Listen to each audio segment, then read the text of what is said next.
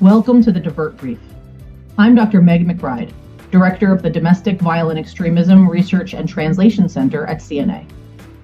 This podcast series highlights new research, trends, and findings on violent extremism in America.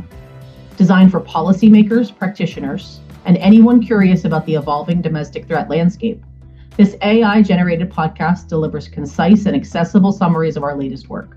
Thanks for listening.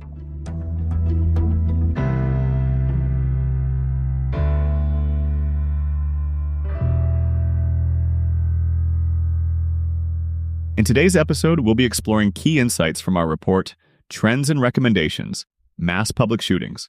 Let's dive in. Mass public shootings get a lot of attention, but the report starts by putting them into perspective. What's the big picture here?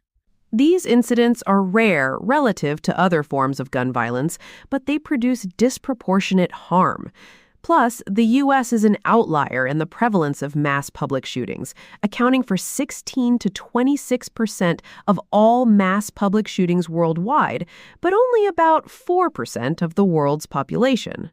There's also a broader destabilizing effect on jurisdictions, because these events can feel so unpredictable. But before we go further, we should also note where this data is coming from. Yes, this analysis draws primarily on the mass shooter database from the Violence Prevention Project. So what are they calling a mass public shooting? It's a single incident where 4 or more people are killed with firearms in public, not including the perpetrator, and it's not related to another crime, like robbery. How many incidents are in the database? It's a substantial data set.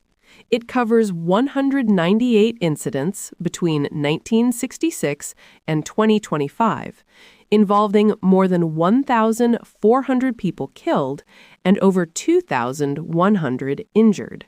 Let's talk about perpetrators. Who commits these shootings? There's a wide age range, from as young as 11 to as old as 72, but most are adult men. The average age is about 34. One of the most striking findings is this idea of insiders. Right. About half of perpetrators had an existing relationship with the location they targeted, especially factories and warehouses, K-12 schools and universities, and offices. So they often know the place they're targeting well. Exactly. They may understand routines or security procedures, which can make it easier to carry out an attack. It also reinforces the importance of noticing warning signs among people who are already part of a community or organization. Mental health is often part of the conversation after these incidents. What patterns emerge from the evidence there? Well, suicidality and acute psychological crises are common among mass public shooters and are more relevant to prevention efforts than mental health diagnoses alone. What does that look like before an attack? Many individuals show observable warning signs, things like depression, paranoia, withdrawal, agitation, or suicidal ideation. And there's also a pattern during the incident itself. Yes, more than a third of perpetrators died by suicide during the attack, and another 20% provoked a lethal response from law enforcement. So these incidents often resemble something broader than just targeted violence. Exactly. In most cases, there are many elements layered on top of the actual targeted violence event. They often include mental health crises, grievance, isolation, and access to firearms, and others, all leading to escalating instability. The report also talks about contagion. What does that mean in this context? It refers to the idea that these events can cluster over time.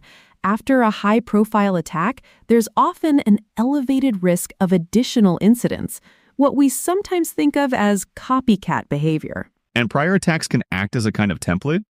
Yes, some individuals study previous shooters and use those events as reference points, shaping expectations about targets, tactics, or outcomes. Let's turn to firearms. What are the key takeaways there?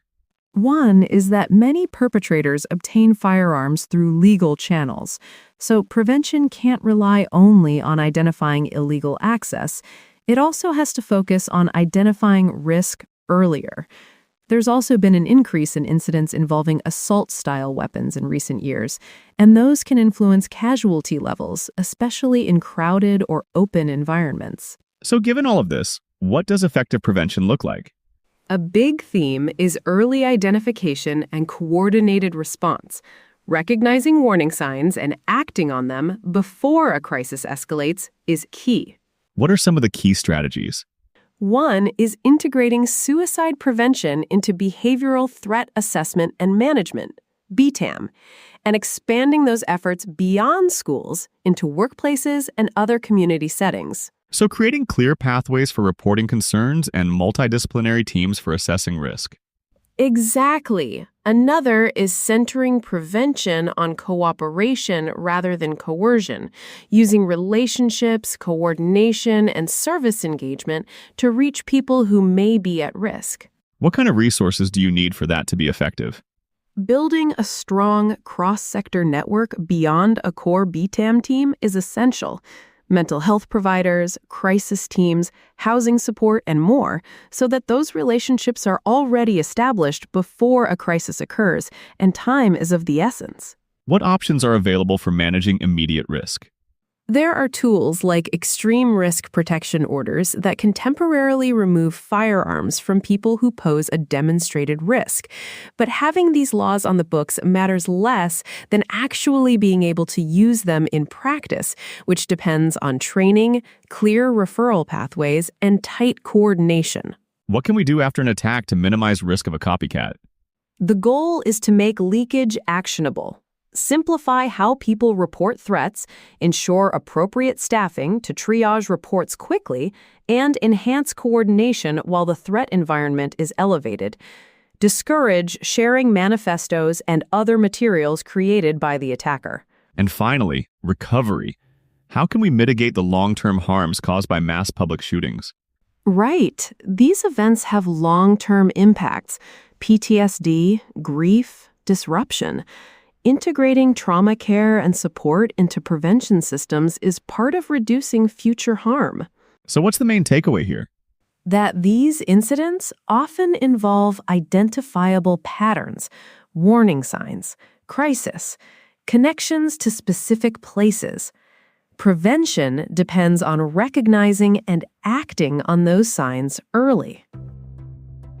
This podcast was produced with the assistance of artificial intelligence tools, but the content was based on research done by the DVERT Center, which is housed within CNA, a nonprofit research and analysis organization dedicated to advancing the safety and security of the nation.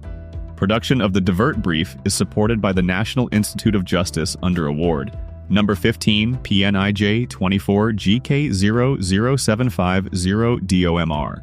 The opinions, findings, and conclusions or recommendations expressed in this podcast are those of the authors and do not necessarily reflect those of the Department of Justice.